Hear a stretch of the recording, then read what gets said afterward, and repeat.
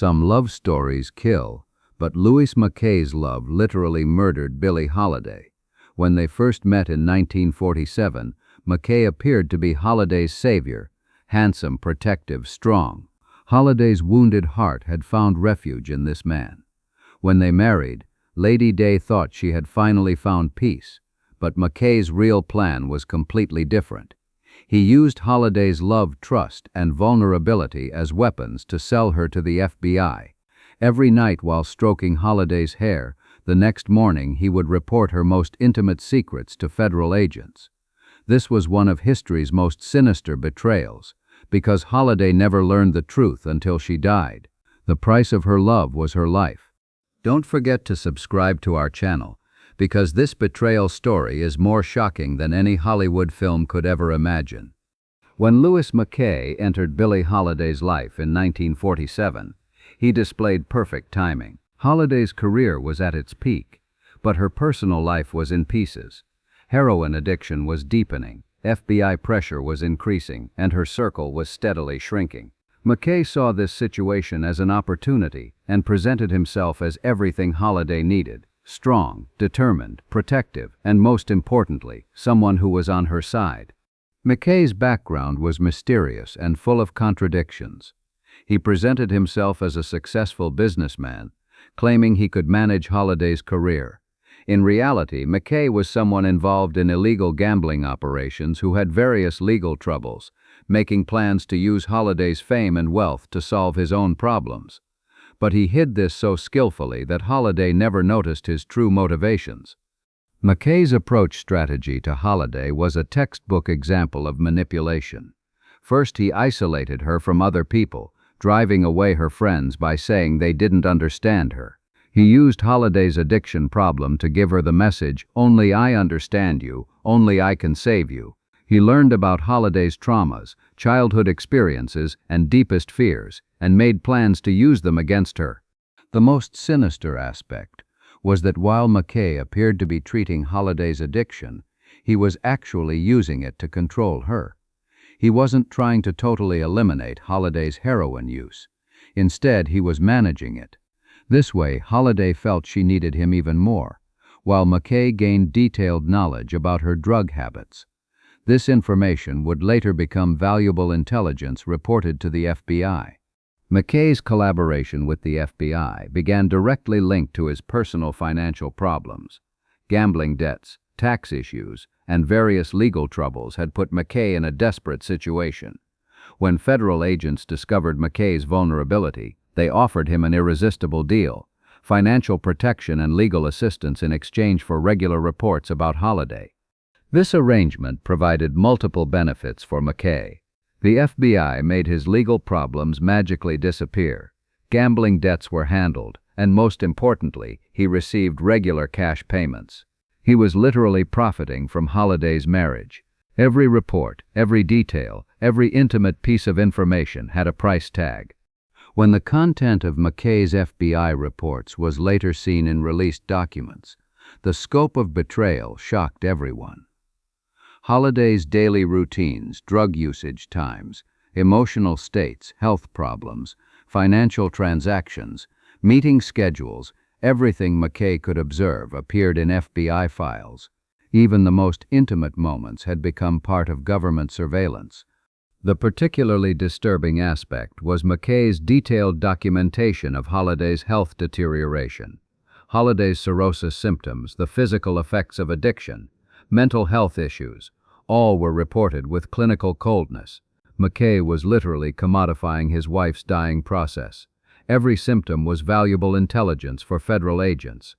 FBI agents held regular meetings with McKay, giving him new instructions. He was asked to encourage certain activities of Holiday's, ask specific questions, create particular situations. McKay wasn't just a passive observer, he was an active participant in Holiday's destruction. He was conducting an espionage operation under the guise of marriage vows. This collaboration became addictive for McKay. The feeling of power, extra income, and legal protection made him more aggressive in his reports. Holiday's privacy was completely violated, Every aspect of her life was exposed to the federal government. Her most personal struggles, fears, hopes, all went to government files through her husband's betrayal. When Louis McKay and Billie Holiday married in 1957, Lady Day thought she was experiencing one of the happiest days of her life. She had finally found a man she could trust, who would protect her. McKay's romantic gestures, protective attitude, and constant support made Holiday think she was living the relationship of her dreams. But in reality, McKay was using the marriage to get even closer to Holiday and gain total access to her private life. During the honeymoon period, McKay gathered as much information as possible about Holiday's past, current problems, and future plans. He documented Holiday's drug contacts, meeting schedules, financial situation, health problems, and most importantly, her interactions with federal agents in detail. This information would later appear in FBI reports.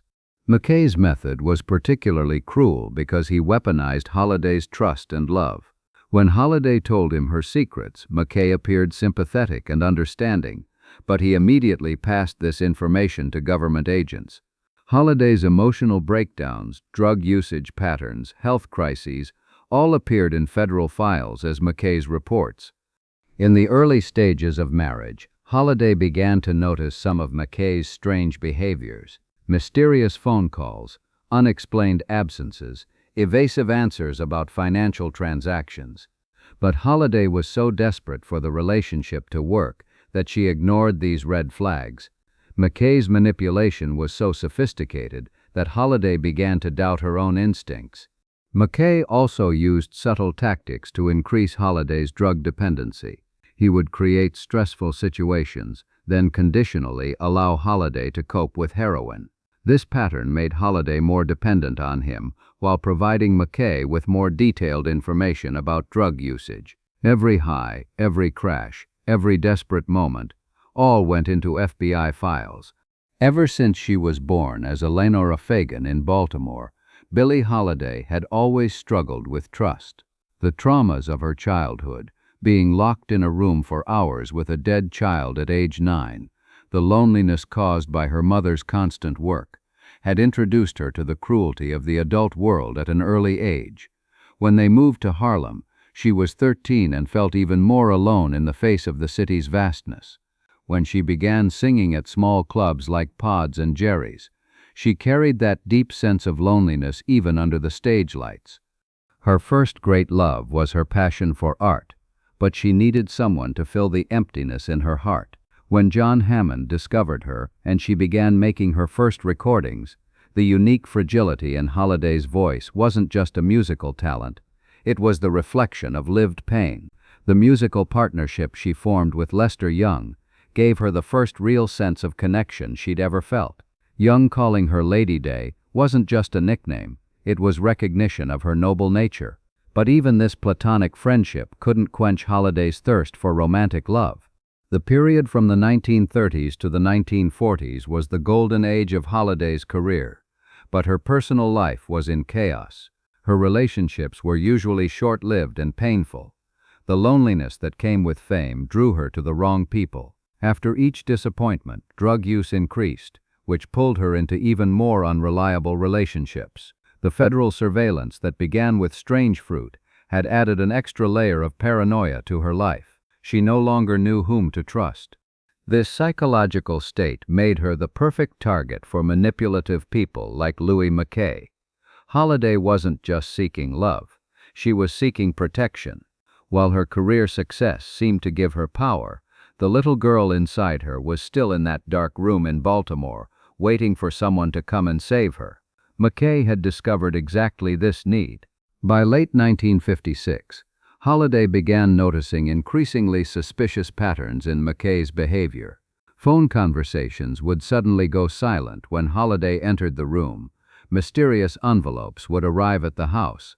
McKay's financial situation had unexpectedly improved without reasonable explanation. Holiday's instincts, developed for survival over the years, told her something was wrong. The most disturbing observation was McKay's unnatural, detailed knowledge about Holiday's legal troubles. Before Holiday told him about FBI activities, McKay somehow was already aware. He would act nervous before federal raids, appear unusually concerned about Holiday's arrest possibilities. These coincidences began to trigger Holiday's paranoia. Holiday's friends and fellow musicians also began expressing concerns about McKay. They observed that he was increasingly isolating Holiday, sabotaging old friendships, negatively influencing Holiday's career decisions. But Holiday's addiction and emotional dependency were so strong that she resisted these warnings. The crucial moment came in the spring of 1957. Holiday found an envelope that had accidentally fallen from McKay's jacket pocket. Inside was a note addressed to one of the federal agents, containing a brief report about Holiday's recent activities. Shock and disbelief completely overwhelmed Holiday. The man she had trusted, loved, and depended on for years was systematically betraying her. The confrontation was horrible. McKay initially tried to deny it, then tried to make excuses, and finally was forced to admit a portion of the truth. But the full scope of betrayal was still hidden. Holiday thought McKay was only occasionally passing information. She wasn't aware of the systematic surveillance and detailed reporting. McKay's financial motivations, years-long collaboration, active participation in Holiday's destruction. She didn't know about these yet. This discovery plunged Holiday into emotional devastation. Her trust issues, already problematic, were now completely shattered. The man she thought would protect her had turned out to be her destroyer. The psychological impact of betrayal further deteriorated Holiday's already fragile mental state. Addiction deepened, health problems accelerated, isolation increased. During the summer months of 1957, Holiday began learning the full scope of McKay's betrayal, and the truth literally destroyed her. McKay's collaboration with the FBI wasn't casual information sharing, it was a systematic espionage operation. For years, every conversation, every private moment, every vulnerable instant had been part of government surveillance. The most heartbreaking revelation was that while McKay pretended to treat Holiday's addiction, he was actually working to make her more dependent. He wasn't directly encouraging drug usage, but he was creating situations where Holiday would be forced to turn to heroin. Then he would report these moments in detail to the FBI. Holiday's desperation, weakness, vulnerability, all were documented in her husband's reports. The financial aspect of betrayal was also devastating. While McKay managed Holiday's money, he was also providing her financial information to the FBI. Holiday's income sources, expenditures, debt situations, business relationships, everything was under federal agents' monitoring. While McKay controlled Holiday's money, he was simultaneously selling her to the government. Medical information sharing was perhaps the cruelest aspect. Holiday's health problems, cirrhosis symptoms, addiction's physical effects, mental health issues. McKay reported all of these with clinical detail. Holiday's pain, suffering, deterioration, commodified by her husband for government intelligence. The violation of personal relationships was also unbearable.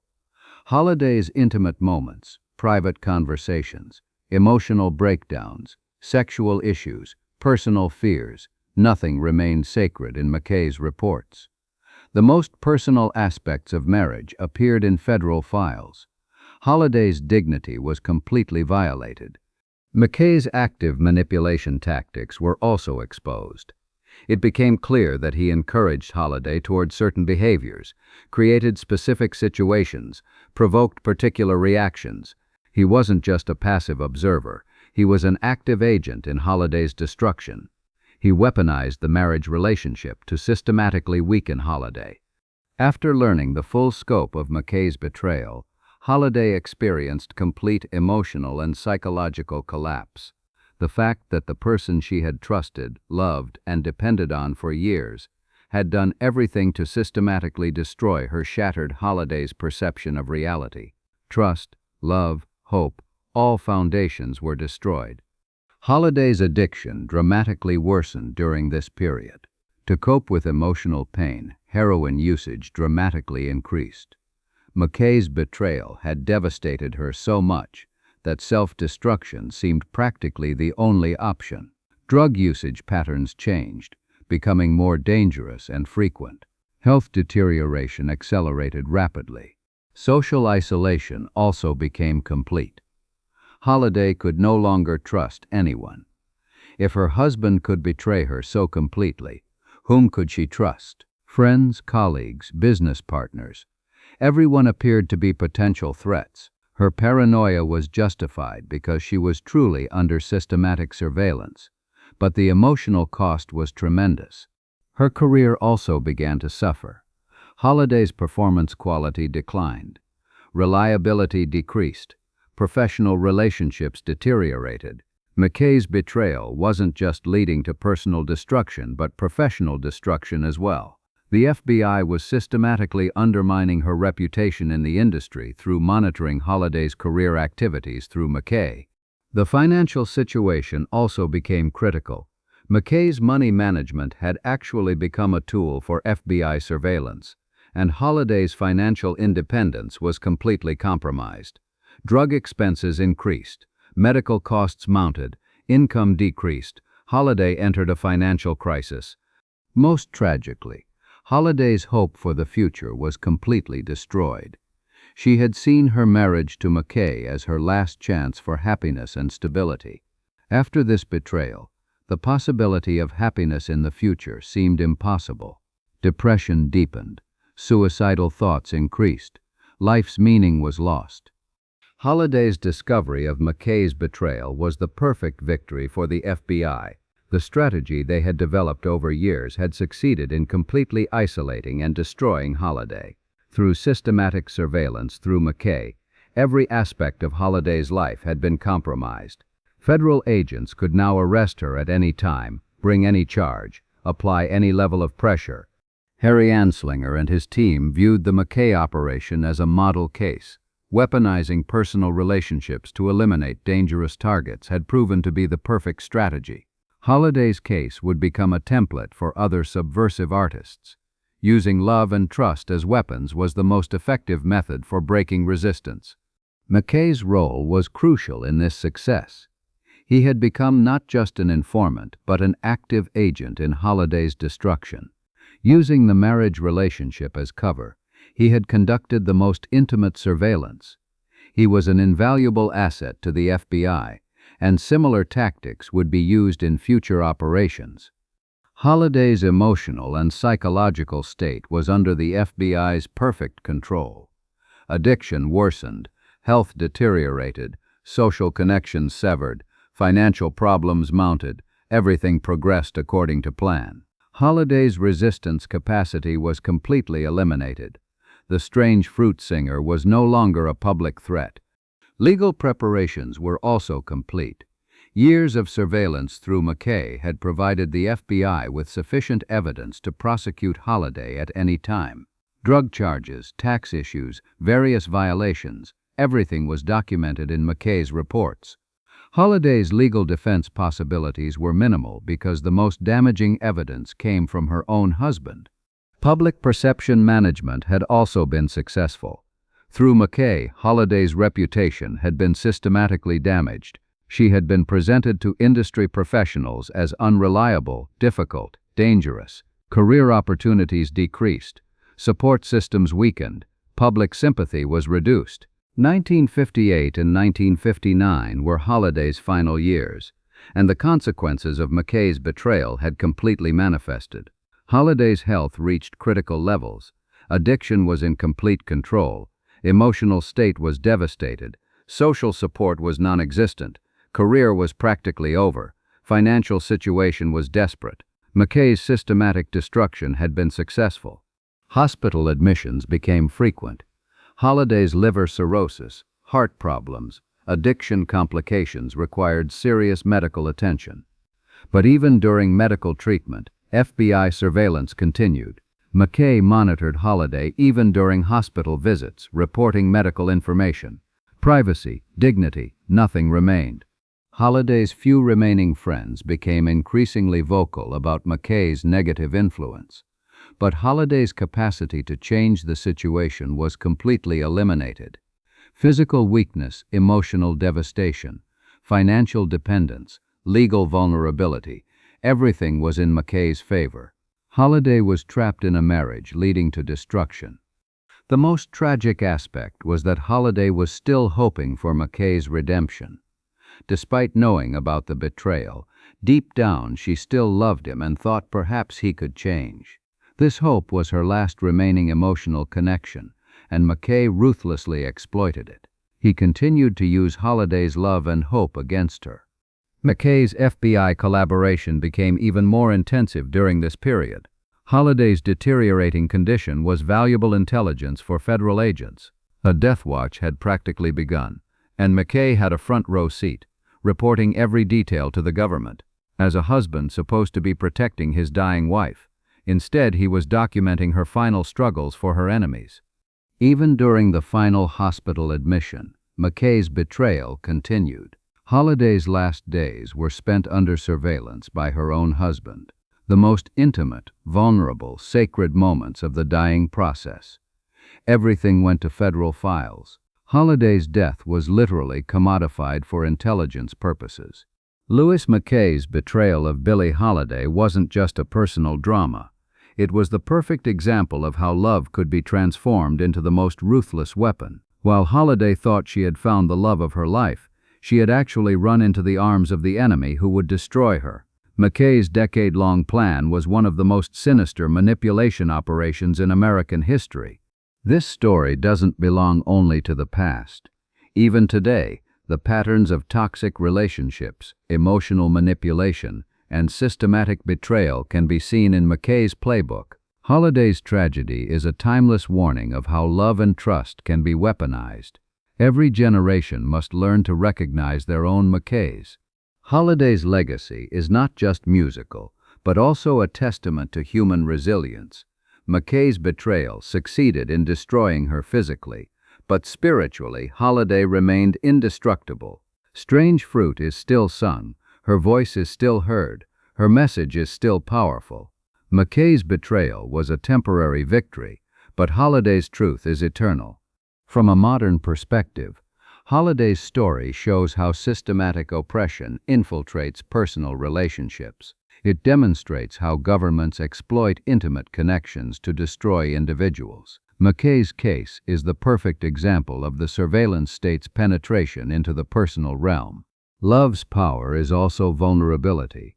Holiday's openness, trust, hope, everything beautiful about human connection was used against her by McKay.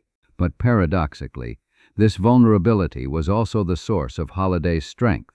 Musical genius, emotional authenticity, artistic courage, everything survived the betrayal experience.